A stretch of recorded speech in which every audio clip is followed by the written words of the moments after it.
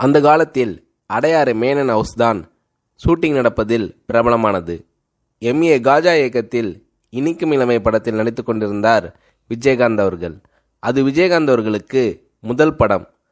ராதிகா, சுதாகர் போன்றவர்களுக்கு அப்போது தரப்பட்ட கௌரவம் விஜயகாந்த் அவர்களுக்கு அந்த யூனிட்டில் தரப்படவில்லை. ராதிகா, சுதாகர் போன்றவர்களுக்கு முதல் தரமான சாப்பாடு, விஜயகாந்த் அவர்களுக்கு இரண்டாம் தர சாப்பாடு. முதல் படத்தில் அறிமுக நடிகர்களுக்கு ஏற்படும் கசப்பான அனுபவங்கள் இப்படியே தான் இருக்கும். அவர்களுக்கு பொட்டல சாப்பாடு தருவார்கள். விஜயகாந்த் அவர்கள் சாப்பாட்டுக்கு வழி இல்லாமல் நடிக்க வரவில்லை. மதுரையில் விஜயகாந்த் அவர்களின் கீழ் 100 பேர் வேலை பார்த்தார்கள்.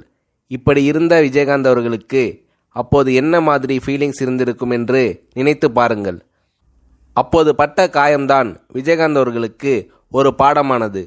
விஜயகாந்த் அவர்கள் சொந்த கம்பெனி ஆரம்பித்தவுடன் பாரபட்சமின்றி அத்தனை பேருக்கும் ஒரே மாதிரியான சாப்பாடு போட சொன்னார்.